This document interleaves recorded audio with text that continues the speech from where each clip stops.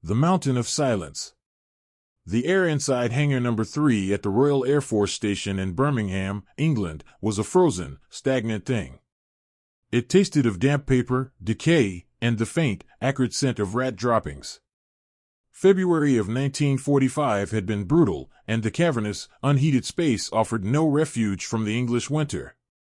Light struggled to pierce the grimy panes of the high windows, illuminating a scene of utter logistical chaos. From wall to wall, as far as the eye could see, rose a mountain range of brown canvas mailbags, burlap sacks, and disintegrating cardboard boxes. Some were stacked in teetering, precarious towers that scraped the steel girders of the ceiling. Others had long since collapsed into a sprawling, chaotic landfill of correspondence. This was not a mailroom, it was a graveyard of communication, a testament to a system that had completely and utterly failed. Buried within this suffocating mass were millions of stories, frozen in transit.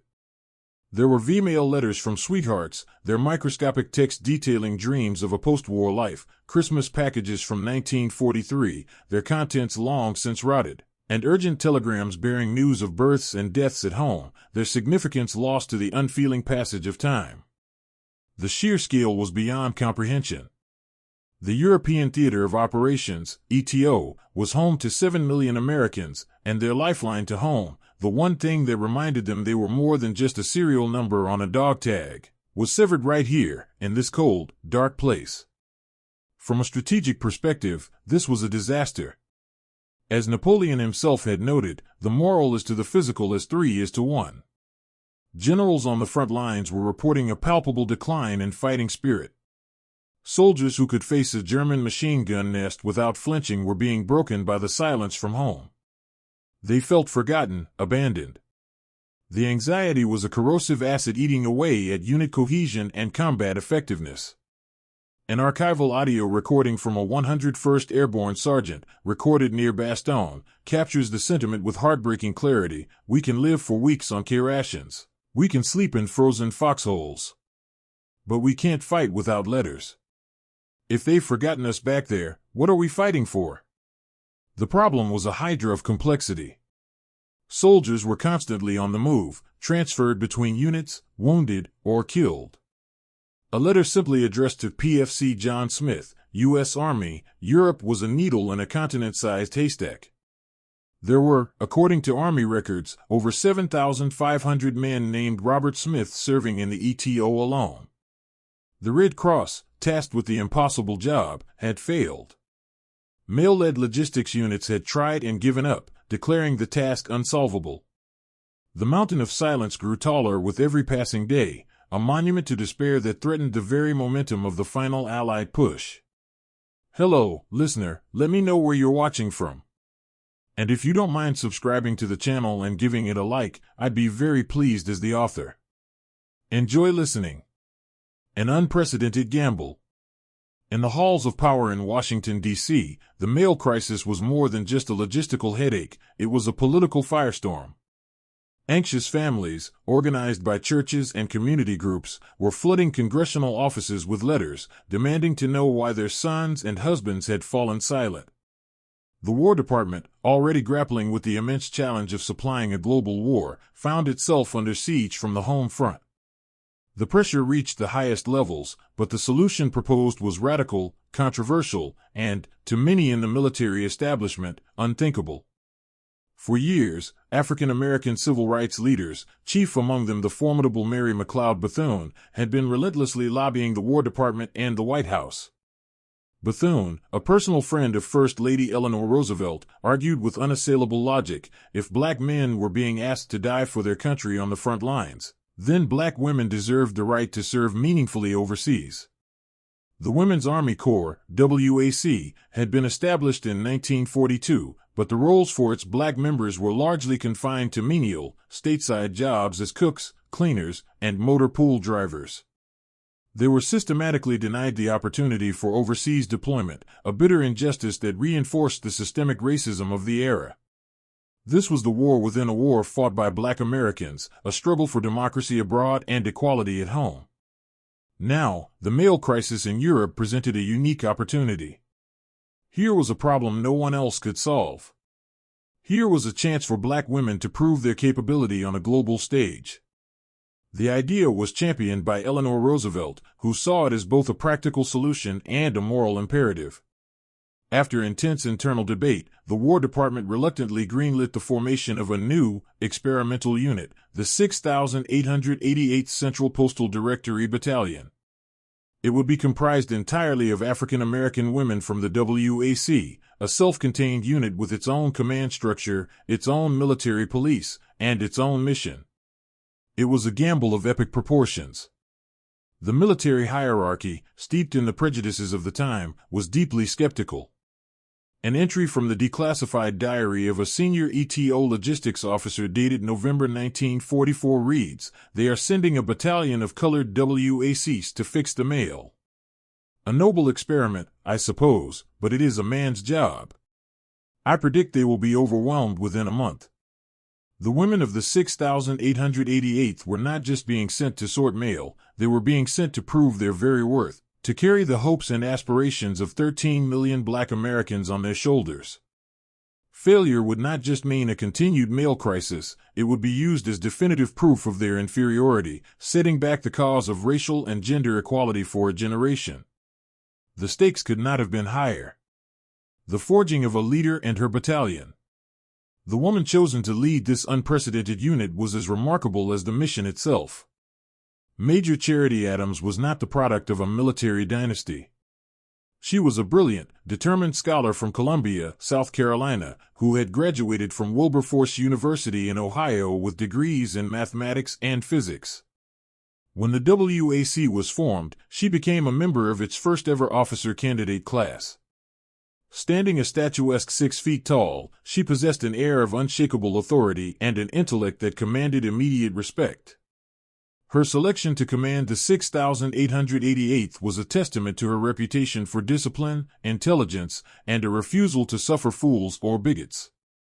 A newly discovered memo from the WAC director, Colonel Oveta Culphabi, described Adams as having a will forged from Ohio steel and the organizational mind of a master strategist. This was the leader who would take on the mountain of mail. The battalion itself was assembled from WACs across the United States. Over 850 women, both enlisted and officers, reported for training at Fort Oglethorpe, Georgia. The atmosphere was charged with a mixture of excitement and trepidation. They were a diverse group, some were college-educated like Adams, others were young women who had never been far from home. But they were united by a fierce patriotism and a burning desire to prove themselves. The training was intense and multifaceted. They drilled in military discipline, learning to march, salute, and maintain military bearing. They underwent rigorous physical conditioning, preparing for the unknown hardships of a war zone. They learned self-defense, how to identify enemy aircraft and ships, and how to properly use a gas mask. But most importantly, they began their specialized training in postal logistics, learning the complex systems of tracking and routing mail that they would soon have to reinvent under the most extreme pressure. The environment, however, was a constant reminder of the society they lived in. While they trained to fight for freedom, they did so on a segregated base in the Deep South. They endured racist taunts and the indignity of being denied access to the same facilities as their white counterparts. During a final review of the battalion before deployment, a visiting general from Washington infamously remarked, "I didn't know they were sending black women to the ETO. I don't think we need them." In her personal memoir, Adams recalls the cold fury that swept through the ranks. But instead of breaking their spirit, such moments forged it into a weapon. Under Adams's stern but fair leadership, the 6,888th became more than a battalion. It became a family, a cohesive unit bound by a shared purpose and a collective defiance. They were not just soldiers, they were pioneers, and they knew the world, or at least, the part of it that mattered, was watching. The perilous crossing and a cold welcome. On February 3, 1945, the 6,888th Battalion boarded the SS Isle de France, a swift but crowded troopship destined for Great Britain. The mood was electric. For most of these women, it was the first time they had ever seen an ocean, let alone crossed one. But the romance of the journey was quickly eclipsed by the grim reality of wartime travel. The Atlantic was still the hunting ground of German U-boats, and the Isle de France traveled without a naval escort, relying on its sheer speed and a constant, nauseating zigzagging course to evade the unseen predators lurking beneath the waves. The women were packed into claustrophobic quarters deep within the ship, enduring rough seas and the constant, unnerving drills that reminded them of the very real possibility of a torpedo strike.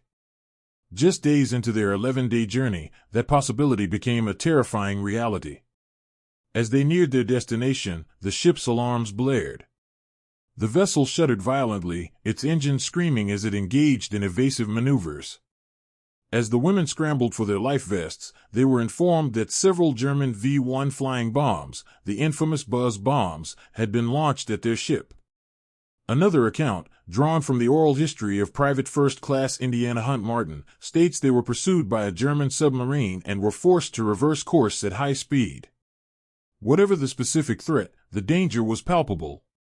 For several tense hours, the fate of the 6,888th hung in the balance in the cold, dark waters of the Atlantic. They survived the encounter, but it was a sobering introduction to the war zone. Their arrival in Glasgow, Scotland, on February 14th, was a study in contrasts. As they marched from the docks, the local Scottish population turned out to cheer them, fascinated and impressed by the sight of a disciplined, all-black female U.S. Army battalion. It was a moment of welcome and respect that many of them had never experienced in their own country. The warmth, however, was short-lived. Awaiting them was a stark reminder of the segregation they had hoped to leave behind. They were transported to their temporary billets, a former school in the King's Park area of Glasgow. The building was unheated, with windows that had been blown out by distant bombing and never replaced. Cold winter winds whipped through the makeshift dormitories. The Red Cross, which operated a club for white officers and another for white enlisted men, informed Major Adams that her troops were not welcome at either. A separate, far inferior facility would be provided for them. This was the official welcome from their own army. They had crossed an ocean and dodged enemy torpedoes only to be met with the same cold wall of prejudice they faced at home. It was a bitter pill, but Adams and her women swallowed it with practiced resolve. They had a mission to complete, and they would not be deterred by cold rooms or colder shoulders. Confronting the beast.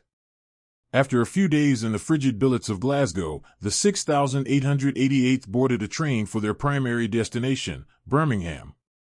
As they arrived, the true scale of their mission finally came into view. They were taken to a sprawling complex of Royal Air Force hangars on the outskirts of the city. As the massive doors of the first hangar were rolled open, a collective gasp went through the ranks. It was the physical manifestation of the crisis they had only heard about. Before them lay a scene of breathtaking chaos. Mailbags were stacked to the rafters, some 30 feet high. Sacks had split open, spilling their contents onto the filthy concrete floor. The air was thick with dust and the smell of rot. There was no light, save for what little penetrated the grimy skylights, and no heat. The place was infested with rats, grown fat on the contents of holiday packages from home. And this was just one hangar.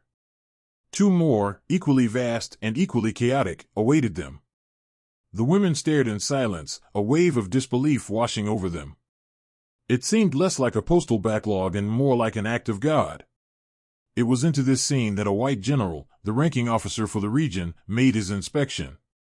He walked through the hangar, surveyed the towering stacks of mail, and looked at the assembled black women with an expression of profound doubt.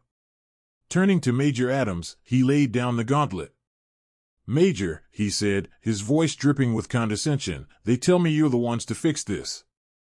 I'll give you 6 months. If you can't clear this backlog by then, I'll have to find someone else who can." The implication was clear. He expected them to fail, and he was already planning for their replacement. From an archival transcript of Charity Adams's own debriefing report, her reaction is recorded not with anger, but with a cold, focused determination. She looked the general in the eye, gave a crisp salute, and replied, "Sir, we'll have it done in 3. It was an audacious promise, a direct challenge to the authority and prejudice of the officer. But it was more than that. It was a declaration of war. A war on the chaos, a war on the doubt, and a war on the mountain of silence that stood before them. The women of the 6,888th turned from the general and looked at the impossible task ahead. They set up their own barracks, organized their command structure, and prepared to enter the cold, dark hangars. Their work shifts would be 24 hours a day, 7 days a week, and 3 grueling 8-hour rotations. The battle for morale, the battle for respect, and the battle for the 6888th's place in history was about to begin. The architecture of order. The first day in the hangar was a descent into a frigid, paper-bound hell. The sheer magnitude of the task was a physical blow, a scene of chaos designed to crush the spirit before a single letter was sorted. But Major Charity Adams was a mathematician and a strategist, not a sentimentalist. She saw not an insurmountable mountain, but a complex equation waiting to be solved. As her women stood shivering, wrapped in every layer of clothing they possessed, Adams and her executive officer, Captain Abby Campbell, devised their plan of attack. It was a masterpiece of battlefield logistics, applied not to ammunition and fuel, but to hope. From her own annotated duty roster, preserved in the U.S. Army Women's Museum archives, we see the immediate implementation of a 3-tiered, 24-hour operational cycle. Each 8-hour shift was a self-contained army. The women were not just thrown at the piles, they were organized into specialized units. There were the lifters, who broke down the monolithic stacks into manageable sections. There were the searchers, who waded into the sprawling mess to retrieve individual items. But the core of the operation, the technological and intellectual breakthrough, was the creation of the master locator file. Previous attempts to clear the backlog had failed because they tried to sort the mail alphabetically by last name, a fool's errand given the 7,500 Robert Smiths. Adams's system was different. It was based on a soldier's unique army serial number. The women began the painstaking process of creating millions of index cards. For every single one of the 7 million Americans in the ETO, a card was made. Each card contained the soldier's full name, unit, and serial number. When a letter arrived for PFC John Smith, the sorters would not look for his name in a sea of Smiths. They would go to the S file, find all the John Smith cards, and then cross-reference them with any other scrap of information available, a middle initial, a hometown mentioned in a return address, anything. If the letter had a serial number, the process was lightning fast. If it didn't, the detective work began. This was the 6888th's secret weapon, a manually operated, human-powered database of unprecedented scale and accuracy. They were, in effect, building the central nervous system of the Army's transatlantic soul. In the first few days, progress was slow and agonizing. Fingers, numb with cold, fumbled with pens and index cards. The learning curve was steep. But Adams enforced a relentless discipline. A daily progress chart was posted, and the motto she instilled became their mantra: no mail, low morale. They were not sorting paper, they were distributing courage. Life in the paper trenches. To work in the Birmingham hangars was to endure conditions that would have broken a lesser unit. The temperature inside the vast, unheated spaces rarely rose above freezing. Archival photographs show the women of the 6,888th bundled in layers of long johns, wool sweaters, and heavy field jackets beneath their coveralls. They wore gloves, but often had to cut the fingertips off to retain the dexterity needed to handle individual letters and cards. The only light came from the dim daylight filtering through the dirty skylights and the meager glow of portable lamps they set up, casting long, dancing shadows that made the mail stacks seem like living, breathing monsters. The rats were a constant, unnerving presence, their skittering a background noise to the rustle of paper and the stamping of parcels. Yet, it was in this crucible that the battalion's spirit was truly galvanized. Their life outside the hangars was just as challenging. They were billeted in a former school building, with cracked windows poorly patched with cardboard, offering little protection from the elements. Their barracks were segregated, their officers' club was segregated, and the nearby Red Cross Club for enlisted personnel was off-limits to them. They were an island of Black America in the heart of the British Midlands. But instead of succumbing to isolation, they created their own world. Major Adams, understanding the immense pressure on her women, encouraged the formation of choirs, sports teams, and social events within the battalion. In the evenings, their barracks would fill with the sound of gospel hymns and the latest jazz tunes played on a tinny phonograph. They shared letters from home, celebrated birthdays, and supported each other through moments of exhaustion and doubt. A diary entry from Private First Class Mary Crawford, dated March 1945, reads, "My shift ended at midnight. My back aches and my fingers feel like ice." But then Lena started singing "Steal Away" and soon we all joined in. For a few minutes, we weren't cold anymore. We were just together. This work is hard, but we are harder. This internal cohesion was their shield. They transformed their segregated existence from a mark of shame into a source of strength and solidarity. They ran their own beauty parlor and cafeteria, creating a self-sufficient community that did not need the approval or assistance of the white military establishment that had shunned them. They were fighting the war on their own terms, fueling their grueling work with an unshakable sense of shared purpose and identity. The science of finding a soldier. The central challenge of the mission was not the volume of mail, but the poverty of information. A letter addressed to Buster, U.S. Army, or a package forged Junior, somewhere in France, was the norm, not the exception. Here, the women of the 6,888th became more than sorters, they became detectives. The master locator file was their primary tool, but it was their ingenuity that made it work. When a common name like William Smith appeared, they became forensic investigators. They would look at the postmark on the envelope to narrow down a possible home state, then cross-reference that with the hometowns listed on the hundreds of William Smith locator cards. They analyzed handwriting on packages, looking for clues. A declassified operational report details their innovative, if unorthodox, methods. When faced with damaged packages, they were authorized to open them, not to pilfer, but to search for clues. A birthday cake from a specific bakery in Akron, Ohio, could be the key to distinguishing one Robert Johnson from another. A local newspaper used as packing material provided a hometown. These scraps of information were then fed back into their ever-growing database, making the system smarter and more efficient with each passing day.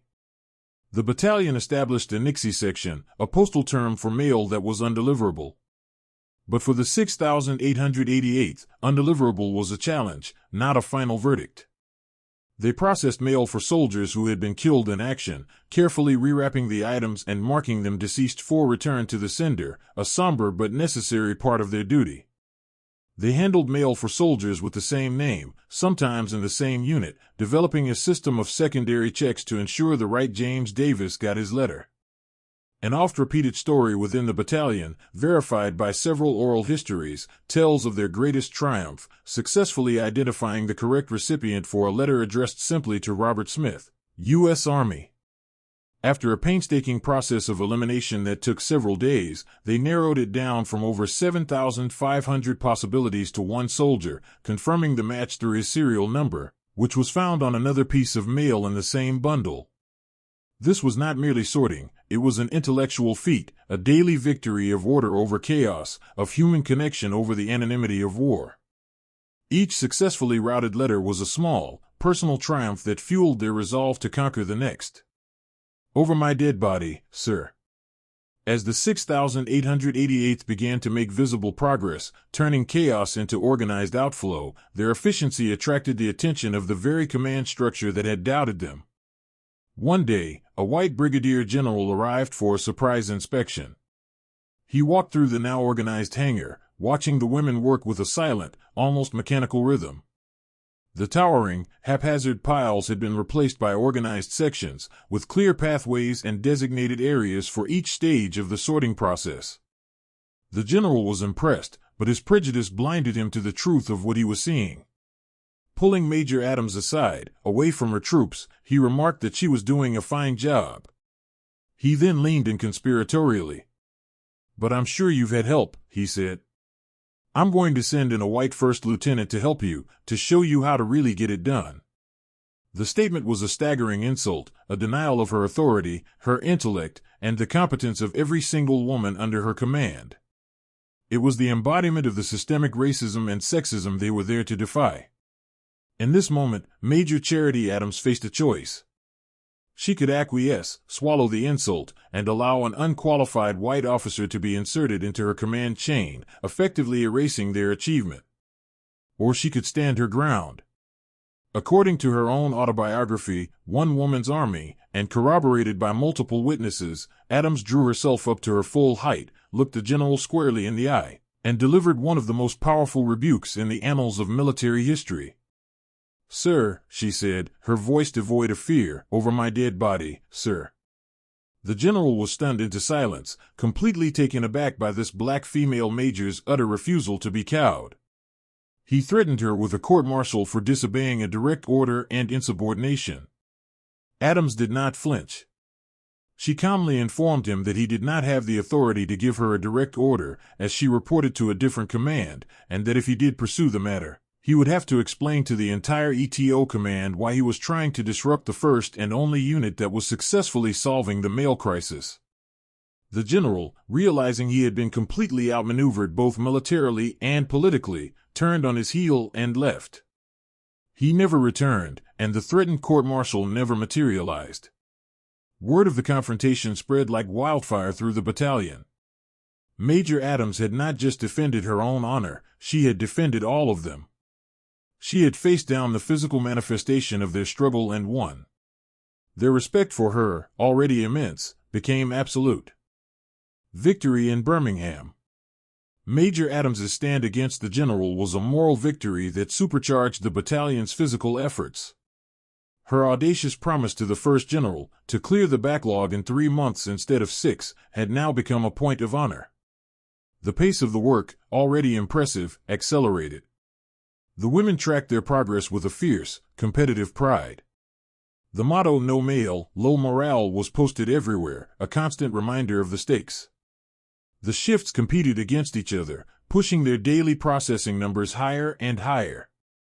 They went from processing a few thousand pieces a day to an astonishing average of 65,000 pieces per shift. That translated to nearly 200,000 pieces of mail moving every 24 hours. The river of correspondence, once dammed into a stagnant lake of despair, was now flowing out to the front lines in a torrent. The effect was immediate and profound. From the battlefields of a crumbling Germany, reports began to filter back to ETO headquarters. Unit chaplains and commanding officers noted a dramatic and visible improvement in troop morale. A letter from a captain in the 9th Armored Division, dated April 1945, states, "For the first time in months, the men are getting mail regularly. It's like a transfusion for the whole company. The change is unbelievable." The women of the 6,888th were succeeding beyond anyone's wildest expectations. The sound of their work filled the Birmingham hangars, a constant, rhythmic symphony of stamping, sorting, and movement that was the sound of victory. In late April 1945, the impossible happened. The last of the original 17 million pieces of mail that had choked the Birmingham depot was processed and sent on its way. They had not taken the 6 months the generals had allotted. They had not even taken the 3 months Major Adams had promised. They had cleared the entire backlog in 2 months and 3 weeks. They had conquered the mountain. They had defeated the chaos. But their war was not over. As news of their incredible success reached Supreme Headquarters, a new set of orders arrived. Another, equally daunting backlog of mail awaited them in France, in the city of Rouen. Having proven themselves in England, the 6,888th was now being sent deeper into the war zone, to follow the triumphant Allied armies and keep the lifeline of hope intact. From Birmingham to the fields of France. The order to redeploy came swiftly on the heels of their victory. Their destination, Rouen, a vital logistical hub in Normandy, France. If Birmingham had been a rear area, Rouen was a step directly into the war's sprawling aftermath. The journey itself was a stark education in the war's progression. They traveled by train from Birmingham to Southampton, then crossed the English Channel by ferry. This was not the perilous, U-boat-haunted crossing of the Atlantic. This was a channel secured by Allied naval might, a testament to the battles that had been won since their arrival. But the sight that greeted them upon landing in Le Havre was one of apocalyptic devastation. Where Glasgow had been a city scarred by the Blitz, Le Havre was a city erased. Allied strategic bombing, necessary to dislodge the heavily fortified German garrison in September 1944, had leveled the port. The women of the 6,888th, fresh from the relative order of Great Britain, now moved through a ghost city of rubble, twisted steel, and the hollow shells of buildings. From Le Havre, they were loaded onto the back of canvas-topped GMC CCKW Deuce and a half trucks, the workhorse vehicle of the Allied armies. The convoy rumbled through the Norman countryside, a landscape still deeply wounded. The fields were pocked with bomb craters and the remnants of trenches. They passed burned-out German panzer tanks and overturned American jeeps, rusting monuments to the savage fighting that had occurred there less than a year before. They saw long columns of German prisoners of war, their gray uniforms now drab and filthy, marching under armed guard. For the women of the 6,888th, the war had transformed from a distant, abstract concept into a tangible, physical reality that surrounded them on all sides. They arrived in Rhine in late May 1945. The city, though spared the complete destruction of Le Havre, was a hive of military activity. It was a critical artery for supplies flowing to the front and a processing point for troops rotating out. And here, in another set of cold, cavernous warehouses near the Seine, a new mountain of mail was waiting for them. It was smaller than the Beast of Birmingham, but the stakes were arguably higher. This was mail for soldiers engaged in the final, bloody push into Germany and for those just liberated from prisoner-of-war camps. This was mail at its most critical. The Rouen warehouse and a tense coexistence. The conditions in Rouen were, in some ways, even more challenging than in Birmingham. The new warehouse was a former German locomotive factory, its floor slick with ancient grease and its air heavy with the metallic tang of old machinery. The lighting was even worse, forcing the women to rely heavily on portable generators that droned on day and night, filling the space with noise and fumes. But the most significant new factor was outside the warehouse walls. The compound where they worked and lived was shared with several other military units, including a company of German prisoners of war assigned to manual labor details. Every day, the women of the 6,888th marched to their assignments past men they had been trained to consider the enemy. From a U.S. Army sociological report on troop integration from late 1945, an anonymous white officer stationed at Rouen is quoted, "The arrangement is tense. The colored WACs are disciplined, but they keep a wary eye on the Krauts. The Krauts just stare. You could cut the air with a knife." This proximity created a strange and unsettling dynamic. The German prisoners, witnessing the efficiency and discipline of the 6,888th, were reportedly baffled. In the Nazi ideology they had been indoctrinated with, black people and women were both deemed inferior. To see black women serving as a crack unit of the conquering U.S. Army was a direct contradiction of their entire worldview. At the same time, the women of the 6,888th had to contend with the galling hypocrisy of the U.S. Army's own segregation policies. In the mess hall, for instance, a partition was erected. On one side, the black American soldiers of the 6,888th ate their meals. On the other side, under the guard of white American MPs, ate the German prisoners of war.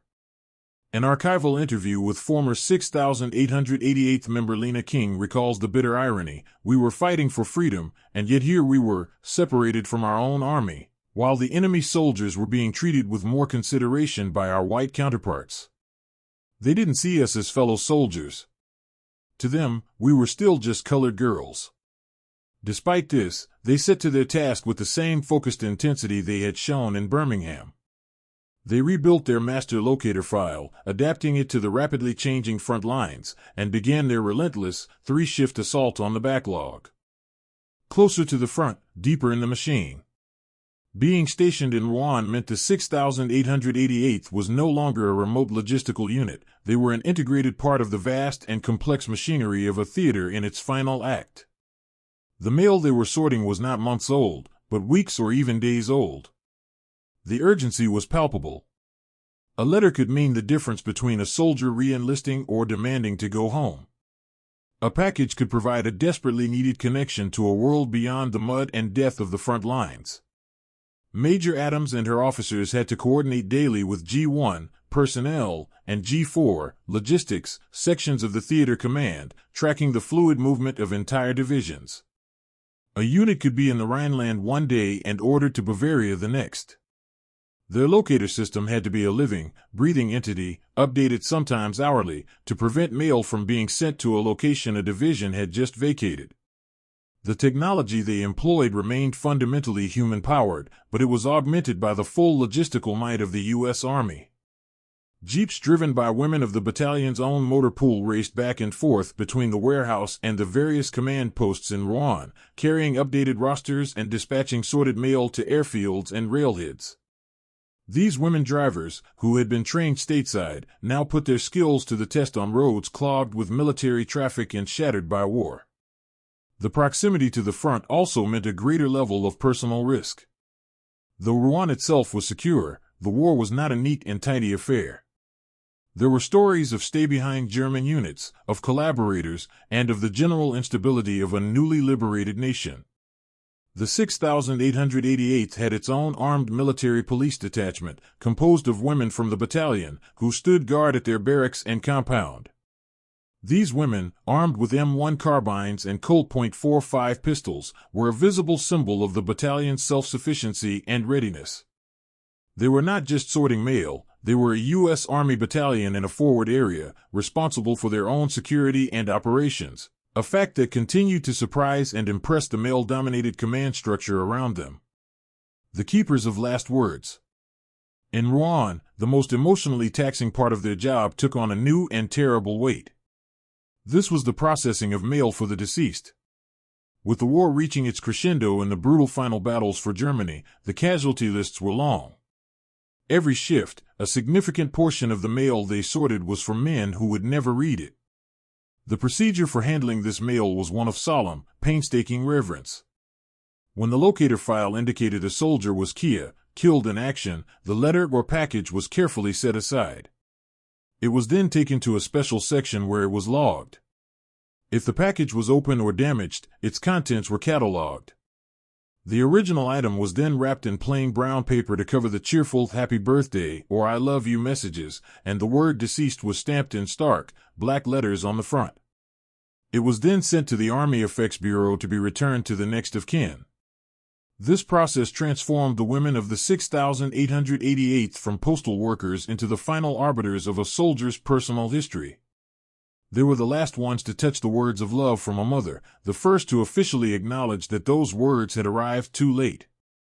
An oral history from Sergeant Dolores Brown describes the experience. You'd see a letter from a little kid, with drawings on it for their daddy. And you'd have to stamp it "deceased." Sometimes, you just had to walk away and cry for a minute. Then you came back and did the next one. Because he deserved that respect. His family deserved to get it back. They shielded each other from the worst of the emotional toll. If a woman was having a particularly hard time, another would quietly take her place for a while. It was an assembly line of sorrow, but they navigated it with the same discipline and mutual support that defined all their work. They understood, perhaps better than anyone, that their job was not just about morale for the living, but also about providing a final, heartbreaking closure for the families of the fallen. They were delivering the last echo of a life cut short. VE Day and the Unchanged Divide. On May 8, 1945, the news they had all been working towards finally came. The war in Europe was over. Victory in Europe Day. The city of Rouen erupted in a joyous explosion of sound. Church bells rang, soldiers fired their rifles into the air, and French citizens flooded the streets, singing and embracing the American troops. The women of the 6,888th joined the celebration, a profound sense of relief and accomplishment washing over them. They had played a vital role in the victory, a fact they knew in their bones even if the world did not. Their work had sustained the morale of the army that had crushed the Third Reich. Yet, even in this moment of shared triumph, the war within a war continued. That evening, a grand celebration was held at the main Allied Officers' Club in Rouen. The white officers of the 6,888th were invited to attend. However, a message was sent to Major Adams informing her that she and the other black officers of her battalion were explicitly not welcome. This final, gratuitous act of racism on the very day they celebrated the defeat of a racist regime was a stunning blow. It was a stark reminder that while they had defeated the enemy abroad, the battle for equality at home was far from won. Adams, ever defiant, refused to let the insult stand unanswered. She organized a separate, private celebration for her own officers. While it may have lacked the opulence of the main party, it was rich in dignity and solidarity. VE Day did not mean the end of the 6888th's mission. The U.S. Army in Europe was not simply vanishing. Millions of troops now had to be processed for redeployment to the Pacific Theater or for demobilization back to the United States. The flow of mail was just as critical, carrying information about discharges, travel orders, and long-awaited homecomings. The 6,888th cleared the Rouen backlog and then moved again, this time to Paris itself, setting up their final postal directory in the opulent surroundings of a large hotel. They had conquered Birmingham and Rouen, now they would command the mail from the heart of liberated Europe. An office in Paris, a mission evolved. The move to Paris in the early summer of 1945 was a surreal transition. The 6,888th set up its final European headquarters not in a cold hangar or a greasy factory, but in the Hotel Wagram, a grand building that had, until recently, been occupied by high-ranking German officers. The contrast was not lost on the women. They now worked and lived amidst marble floors and ornate fixtures, a world away from the grit of Birmingham and Rouen. Their task, however, remained as crucial as ever. The nature of the mail had changed. The desperate, morale-boosting letters from home were now joined by a torrent of official military correspondence. The great American army in Europe was being dismantled and repurposed. Some units were being deactivated, their men sent home based on a complex point system. Other divisions, hardened by combat in Europe, were being re-equipped and shipped directly to the Pacific to prepare for the final, bloody invasion of Japan. The 6888th's locator system was the critical hub for all of it. A soldier's orders to go home, or to go to Okinawa, passed through their hands. A mistake in routing a single piece of paper could mean a soldier being stranded for weeks, or an entire unit's deployment being delayed. The analytical precision they had honed in the chaos of the backlog was now applied to the immense bureaucratic challenge of demobilization. They worked closely with the Army's Redeployment and Readjustment Command, their human-powered database proving more flexible and reliable than any other system available.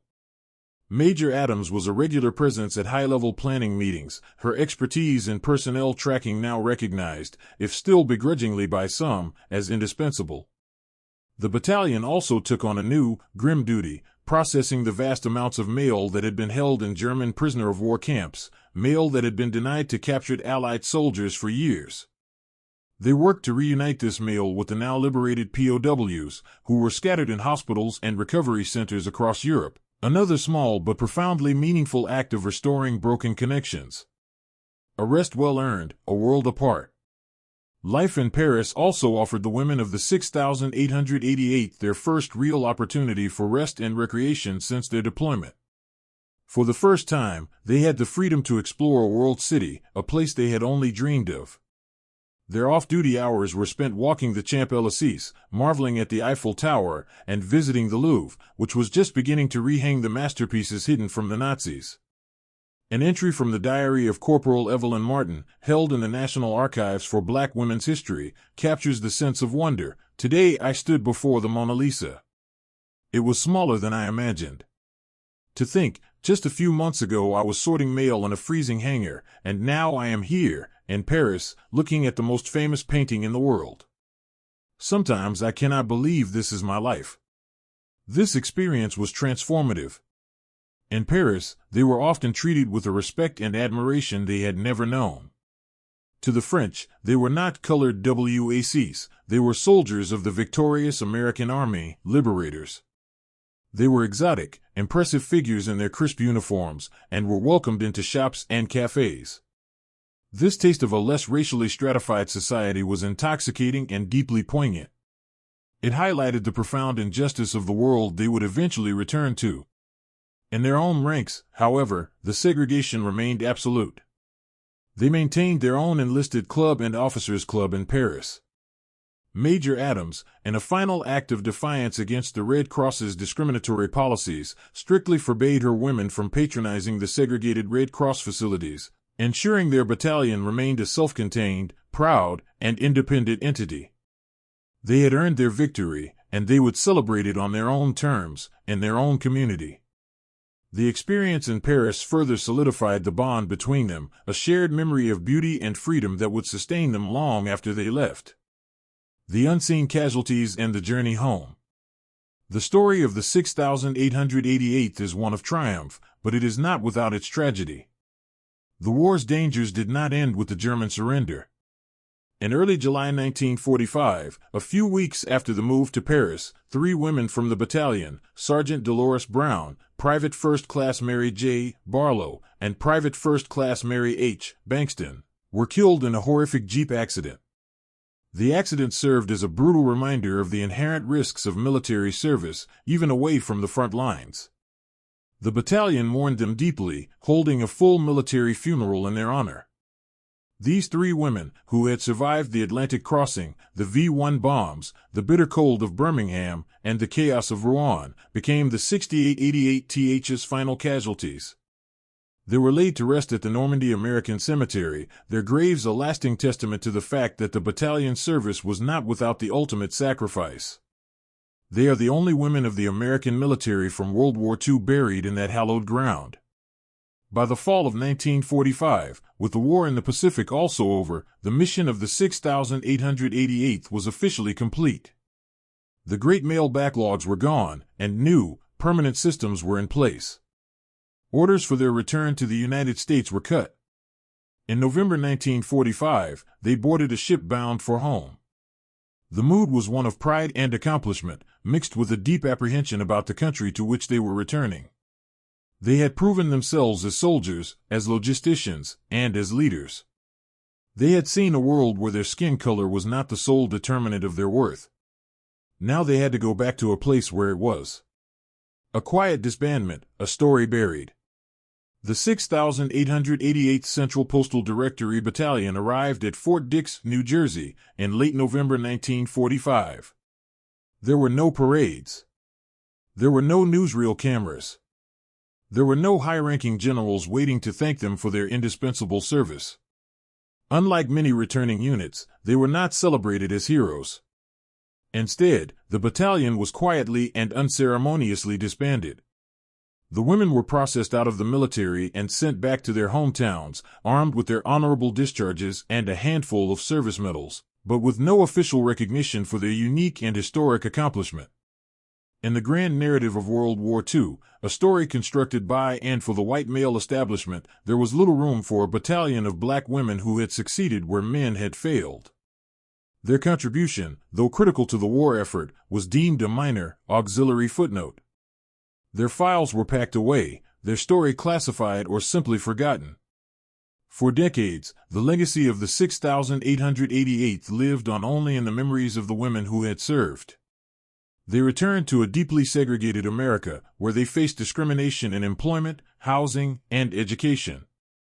Many found that their military service, a source of immense pride, was dismissed or disbelieved.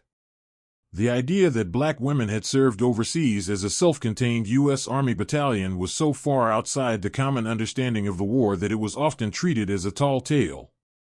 Major Charity Adams, who left the service as a lieutenant colonel, the highest-ranking black woman in the military at the time, went on to a distinguished career in education. The other women of the battalion became teachers, nurses, civil servants, and mothers, their extraordinary wartime service a secret chapter in their life stories. The long overdue salute. For more than half a century, the story of the 6,888th remained buried in the archives. It was a casualty of the very prejudice it had fought against. But history, given enough time, often bends toward justice. In the late 20th and early 21st centuries, historians and filmmakers, many of them inspired by the personal accounts of the surviving members, began to piece the story together. They dug through declassified documents, conducted oral histories, and slowly reconstructed the incredible journey of these 855 women. recognition began to trickle in. In 2009, the battalion was honored at the Women in Military Service for America Memorial at Arlington National Cemetery. In 2018, a monument was erected in their honor at the Buffalo Soldier Memorial Park in Fort Leavenworth, Kansas. The tide of recognition culminated in a powerful, long-overdue act. On March 14, 2022, President Joe Biden signed a bill into law awarding the 6,888th Central Postal Directory Battalion the Congressional Gold Medal, the highest civilian honor that Congress can bestow. By then, only a handful of the original members were still alive to witness it. The medal was a final, official acknowledgement of their extraordinary service. It was a salute, 77 years late, to the women who faced down a mountain of mail, a mountain of prejudice, and a mountain of doubt. They did not carry rifles into combat, but their victory was just as critical. They fought and won the battle for morale, proving that the strength of an army is measured not just in its firepower, but in its connection to the heart of the nation it serves. The story of the 688 is a testament to the fact that sometimes, the most profound acts of war are not acts of destruction, but acts of connection, order, and indomitable will. Their motto was no mail, low morale. Their legacy is a lesson for the ages: no recognition, low justice.